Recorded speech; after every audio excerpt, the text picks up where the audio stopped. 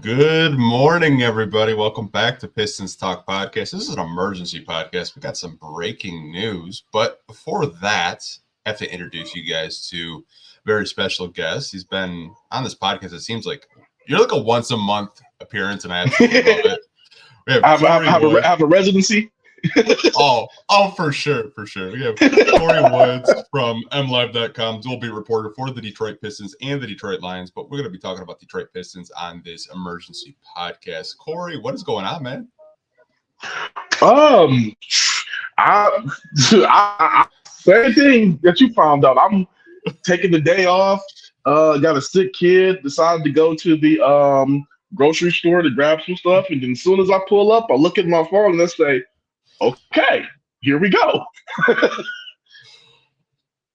I looked at my phone, and usually I don't get a lot of Twitter notifications, and it was like plus 20, and I'm like, okay, what's going on? Did I piss somebody off? Yeah. Who did I offend this time? And I was just like, oh wait, what? Monty Williams got let go because my dumbass made a 14-minute video of the Mark Stein report thinking he was coming back.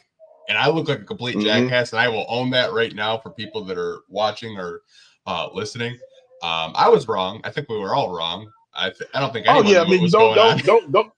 Don't beat yourself up about it. I mean, Mark Stein is one of the well-respected NBA reporters, a guy that's been tapped in with many organizations for, I guess you could say, 25, 30 years, maybe longer. And he felt he had on good authority according to his sources. But as we're reading now, and then the reports that are starting to come out more and more, it's just that Trajan Langdon and Tom Gorst were both on the same page about the decision to part ways with Monty Williams, and Gorst delivered the final blow within the past 24 hours, and Langdon delivered the news this morning. It's honestly like I know me and you have been talking like back and forth probably for the past month. Like, when is this press conference going to be? Like, when is it going to happen? Because like I feel like Langdon got hired over a month ago. Yes. It's been the $1 million question, like what's going to happen with the head coaching situation. Obviously, we have that news now. What I wanted to do is I actually made a list about a week ago. And of course, I got roasted for it because people didn't think Monty Williams was going to get fired. I did want to put the list on the screen for you, and you could react to some of the coaches that I think that they could possibly target. So this is a list that I made, and you can kind of react to these coaches that I put on the screen. Okay. Kenny Atkinson, I'm not so sure about. Possible. Chris Quinn, I think that would be a major coup for them, just off of the history that he's had, the things that he's done with the Miami Heat.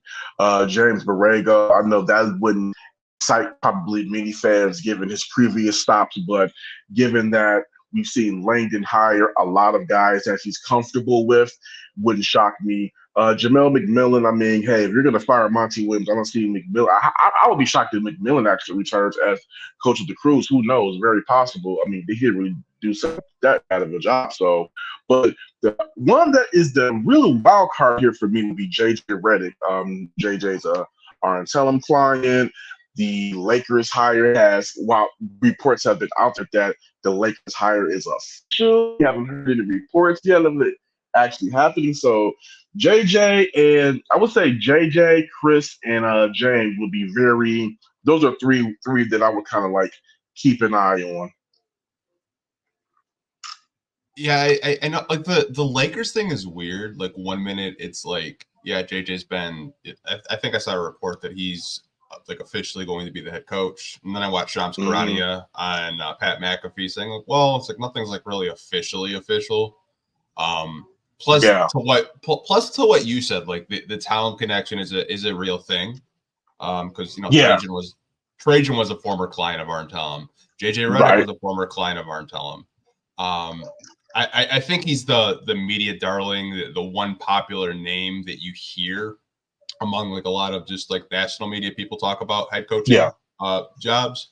I wouldn't be surprised by it. The Borrego one, I think some people, they're a little bit underwhelmed. You talk to Pistons fans. I mean, you talk head coach. Who's the first name you think that pops up? I mean, some of them. Well, depends on which Pistons fans I'm talking to. There's still some people out there holding hope for a Mark Jackson return. So, I mean, but Yeah. obviously, so I mean, it's a mixed bag. But I will say, of the Pistons fans that I've talked to, a guy that they would love to see take that position would be Chris Quinn. I think that he's the real favorite. Just that he's young. You see the work that he's the Miami Heat and how they've been, and I mean. I think he would be a slam dunk hire for them, especially just given this late of how things are. Because I think that's the real shocking thing about the Monty Williams dismissal. It's not the fact that he was fired. I mean, when you look at the track record, 14-68, the franchise worst record, a 28 game losing streak. The decisions with the lineups were not favorable. I mean, the decision to play Keely Hayes over Jake Ivey initially was a head scratcher for some. Some of the ways that Isaiah Stewart may have been kind of confusing for some. The way James White, the way that a lot of these players were used, it was you can kind of just go down the list. The way that a lot of these players were used was kind of confusing for people like myself and you. So the decision to move away from him was not entirely that shocking. I think the most thing that was shocking so far of this is how late it is, because I mean we are we are under 6-7 days away from the draft. So I think that's the real shocking part of everything. But I mean, end of the day, you have to give kudos to Tom Gores in this regard. He's eating $65 million to send Monty Williams packing. This wasn't a buyout where you agree on terms of, okay, we're going to let you go and this is how much you walk away with. No, we're firing you and you're going to go home with $65+ million. That is, whether you love Tom Gores, whether you hate him, that is a heck of a move, in my opinion. That signals we're trying to change things around. And again, as we you both read so far, Langdon and Gores were lockstep on this decision. So it's looking like this is about to be Langdon's show. And honestly, it makes a lot of sense too, because when you hire a president of basketball operations, you want to, and you're going to give this guy full autonomy. Okay, you have to let him bring his people in. This is how this thing works. So now you got rid of Troy Weaver. Now you got rid of Monty Williams. Now now Langdon, when he goes out there in that press conference, and me and you talked about this, Anthony, why are they not having this press conference right now? My opinion was at that time, they're going to go out there day one when he has that introductory press conference. He doesn't have to answer questions about Weaver's future. He doesn't have to answer questions about Williams' future. That day, when you finally hear him speak, you will know where the two guys stand and what the direction he's going to head in with this team. And again, the timing of everything was a little murky, but the way they went about it is you can say it's sound. Yeah, this, from what we know, just like going back on recent history, this organization doesn't do anything swiftly. They're very I don't want to say they're slow with stuff, but I think a lot of people assumed as soon as Langdon took the job that Weaver and Monty would be gone within like 24 hours of the ink drying on his contract. Which, you know, there's a lot to do when, you know, new guys come in. Obviously, he's got to move his family, a lot of decisions. You have the draft, like you said, less than a week. You got free agency. You can agree with free agents. You're free agents. Like you have to decide what you're going to do with Fontecchio. There's a lot to do, which I was kind of under the assumption of why we haven't gotten a press conference, because there's a lot for him to do. He's bringing in these new guys, bringing in Holden, bringing in Vincent, bringing in Blackstone. So obviously Langdon has his fingerprints all over this organization, but I did read a report that this wasn't solely Langdon's decision. Gore said, you know what? I'm just going to step in. I'm going to fire him, and we'll hire a new coach. I messed up. Maybe I should have listened to, you know, Troy last year when they had Charles Lee. There was a lot of candidates out there that were Charles Lee, Adrian Griffin, Brian Keefe, Kevin Ollie. It was a list of guys out there that may have been better suited to take a young team that was in the developing stages uh, to, to where they needed to go, as opposed to Monty Williams, where, I mean, let's just be real, some of his best work has been with veteran players. So, I mean, at least in that regard, we've heard mixed reviews or mixed signals, whatever how you would label it, as far as whose decision it was to go ahead and bring in Monty Williams. But we do know that Kevin Ollie was a darling, and I believe that I could say whether he would have done a better job than Monty Williams or not, but you would probably assume that he may have been better for a younger team. Yeah, I mean, given his development track record with overtime and playing in the league. Yeah. To that, I think they go younger. And a guy I just thought of is a guy that you actually mentioned when we were both working at that former company that will not be named. I know who you're going with. Sean Sweeney. Sweeney, yep. That is a guy, I'm telling you, Sean Sweeney is the guy that I was really fond of when I was watching the team under Dwayne Casey. I mean, when you were watching Dwayne, not to say that Dwayne Casey wasn't up and active on the court, but when you saw the Pistons, that young team starting to formulate an identity and get their defense together, that was Sweeney up and down the court yelling at those guys, getting them in position. And I think that he would, if they're able to lure him away from Dallas, I think that would also be a solid hire. I would actually like him back here because he has a familiarity with the organization and some of the pieces. So I wouldn't be opposed to that one. Yeah, I mean, there's a lot. Someone said it's Dwayne Casey coming back. I don't know about that. I know I told you I had a dream that Dwayne Casey came back after Monty got fired. That would be hilarious if that happened. But I think the players really loved and respect Casey. I don't know if they'll come back. I think they go younger. We mentioned Sean Sweeney, David Edelman from Denver.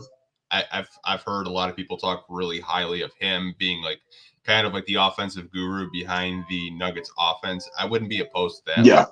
I think they go younger. I don't think they're going to go for like that big fish name, because where's it gotten them? I mean, Van Gundy, Casey, Monty Williams, it's ended in the same result. The coach is getting fired. So I think they go younger. I mean, I believe this is what their sixth head coach since Goris has taken over. Long Frank, Keats, Dwayne, Monty. I mean, it's so many guys. It's been like a revolving door with this Pistons head coach job. But again, I agree with you. I think it's time to go ahead and go younger. We've been seeing a lot of retreads, and I believe that it's time to go ahead and get out of that and get fresh new face, somebody that these guys can probably gel with, vibe with, grow with. And I believe that, whether it's Chris Quinn, whether it's even a JJ or a Sean Sweeney, they should go with a young, hungry assistant that is coming to look in and prove something, not just another older coach retread that is just looking to get another job or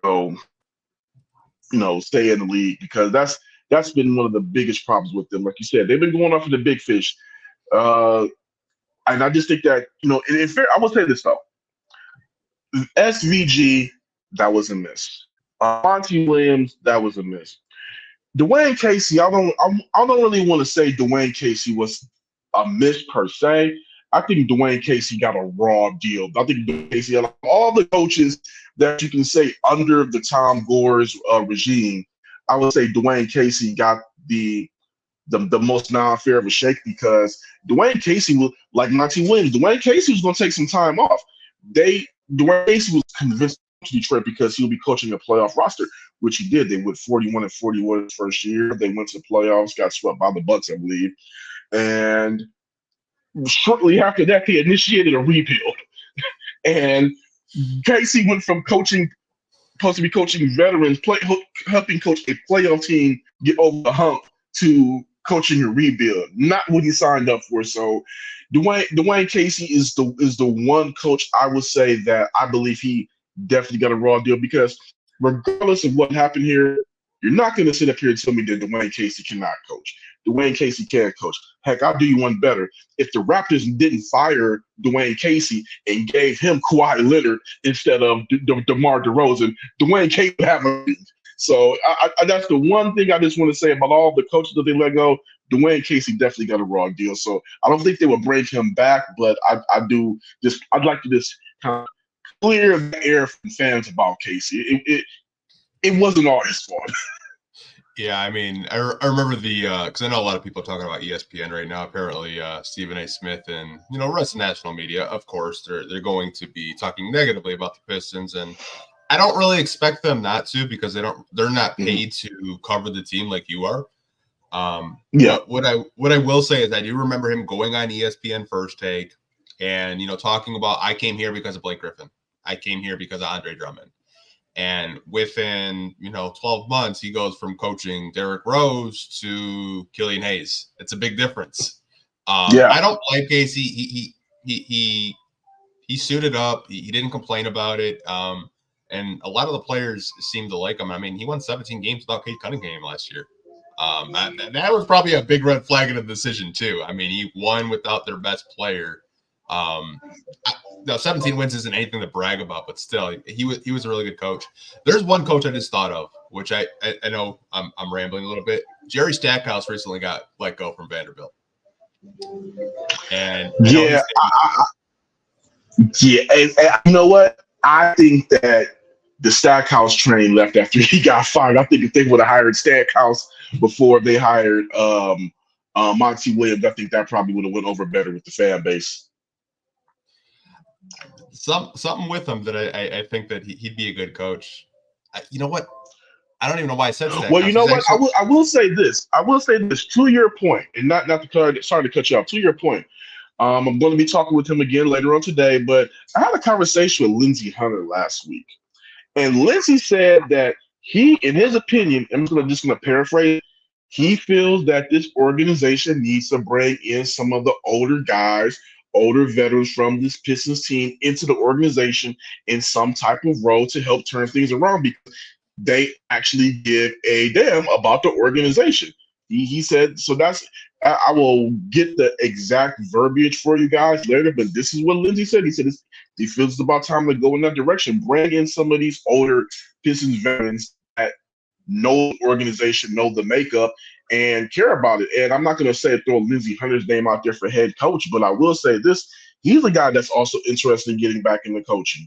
So maybe they bring him here in some type of role, maybe a player developmental role, maybe some type of senior advisor. But I do think that in order for them to turn this thing around, they do need to go younger, but they also need to go with, if you're really trying to restore the Pistons to their championship legacy, to their greatness, you need to bring in people that understand the organization as a whole. And look, it's almost similar to what the Lions did. Granted, the Lions don't have a championship legacy, but they brought in a guy like Chris Spielman, who knows what the black and blue division was like. Been the Lions when they were a perennial playoff team during the 90s. They brought a guy back who wanted to restore some type of respectability to the organization, and look at where they are right now. That is actually be a solid move for this new regime. Yeah, I think it would be to Lindsey's point. I do agree with him. I know you interviewed Rip when they had the 20-year anniversary when they were playing the Heat. Yeah, I did. I wouldn't be surprised, and like I said, I don't know if the Pistons are open to it. Maybe you give him a front office job. You give him something. Because, to your point, I think they have lost what used to make them great. They've lost that institutional knowledge. Like when Joe Dumars was there, he Bill Davidson, hired Joe Dumars. He played for 20 years, won championships. And then he built a championship roster with the 04 Pistons. I don't think you really have that. The only person that's still from the Joe Dumars staff is George David. And like I said, George David has been a lifer with the Pistons. But I think you need to go back to your roots and try to hire those people that were in the front office to when they were winning 6 straight Eastern, or not winning, but getting to the Eastern Conference Finals 6 straight years. I think they've gotten so far removed from what used to make the Detroit Pistons great, and it's just kind of been a never-ending cycle with, new front office changes, new head coaching changes. There's just no stability right now. And again, leaning on that conversation, right now the Pistons lack an identity. They're right now they just have a bunch of players on the team. Respect to those players too, but as an organization, they don't have an identity. We don't. When you watch a Detroit Pistons game, when you see a Detroit Pistons team about to hit the floor, you don't know what type of team that they are right now. And regardless of whether the Pistons have been winning or losing, pre-Tom Gores, that was never the case. You always knew what type of Pistons team was going to be. It was going to be a tough team. It was going to be a gritty team. It was going to be a team that took up the makeup of the team. Right now, they need to go ahead and, instead of trying to restore the championship, they need to go back and restore the identity of the franchise. Build their foundation back up and then go from there.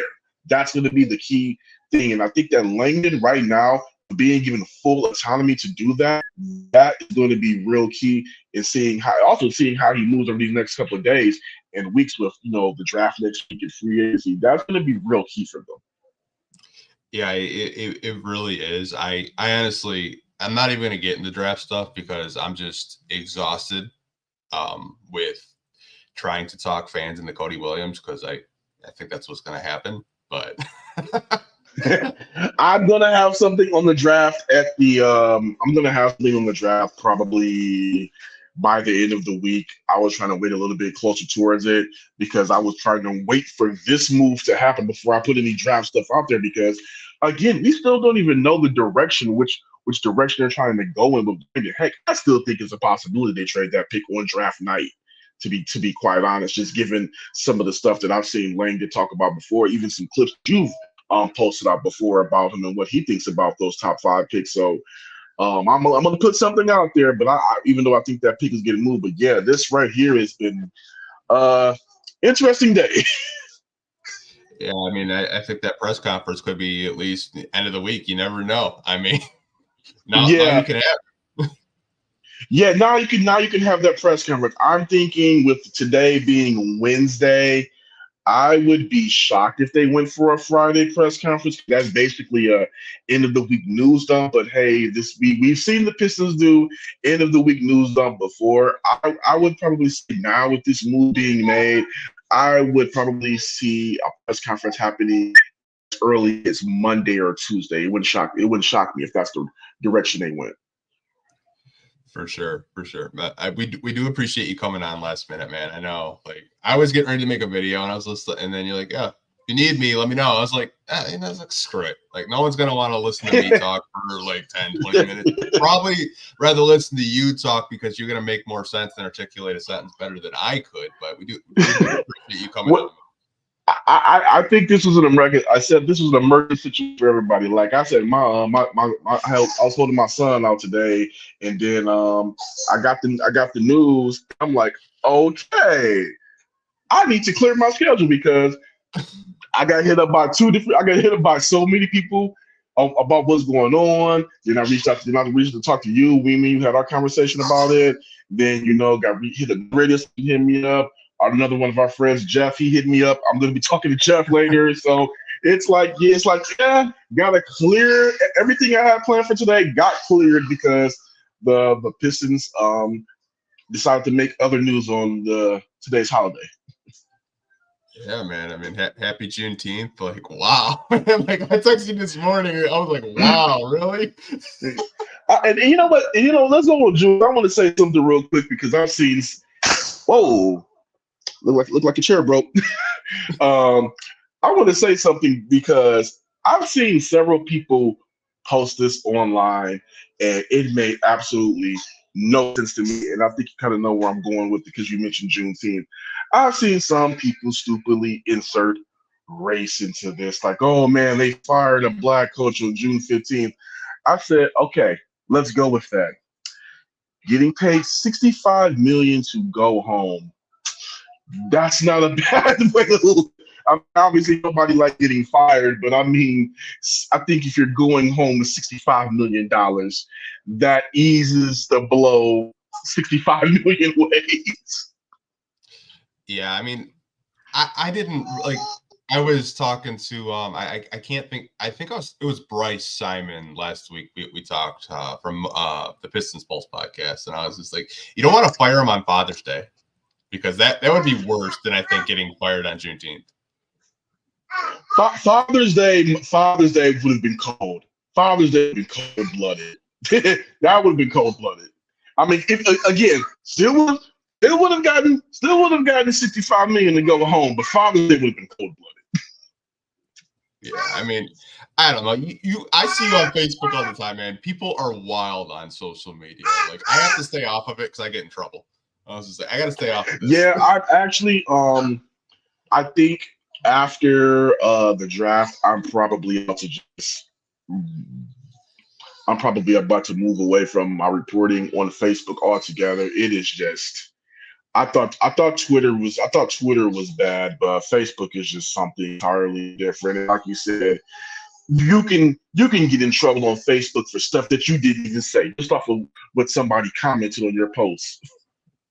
That literally happened to me the other day when I made a post, and then I get a bunch of notifications from Pistons Reddit. And I was like, "What? I didn't say that. What the?" Yeah. It's I gotta let it go. It's just not the place to be right now. Yeah, but thank you for having me on. But yeah, this is got a busy day today now. I mean, I was like I said, I had other stuff I planned on working on and dropping, but right now I have to now turn that attention to new coach articles. Who do I have on there? 3 of those names that are on your graphic. Those are 3 names that I'm probably going to be doing the dive on. But wild day, wild day. For sure, we appreciate you coming on. For everyone listening on the audio side, it'll probably be up later today because I actually have some stuff I have to do. But like I said, this was an emergency thing. Last minute, but we appreciate all 1,100 of you in here right now between Twitter, Facebook, and YouTube. Yeah, man. As soon as we came in, it was like 300 people. Like they were ready for it. I mean, hey, this is a national holiday. People have the day off, so hey, I get it. What's really funny? I'll end the podcast. I didn't know Monty got fired, and I was actually kind of still sleeping at 9, but my mom has Twitter on her phone, and all I hear is woo, like really loud, like clapping. I was like, "What?" She's like, "Monty Williams got fired." I was like, "No way!" That's what woke me up. I was like, "Wow!" She woke me up. Yeah. So it's funny that you mentioned about notifications. I have my notifications on silent because, like I said, my son is out sick. So I mean, I'm just son is out sick. National holiday, job says we got the day off. So I'm like, all right, I'm just gonna kind of relax today. And then I grew back and somebody just says, Monty's gone. And I'm like, what? And I'm like, oh, my stuff is on silent. Let me look at him. I'm like, well, I'll be damned. He is. Yeah, I mean, like I said, I appreciate you coming on. I know this is like super last minute. I know you have a crazy busy day with articles and radio appearances. So I'll let you go, but appreciate all you guys watching, all 1,100 of you. If you want to follow Kory on Twitter, have his Twitter link in the description below. But we'll talk to you guys this week on the podcast. Peace.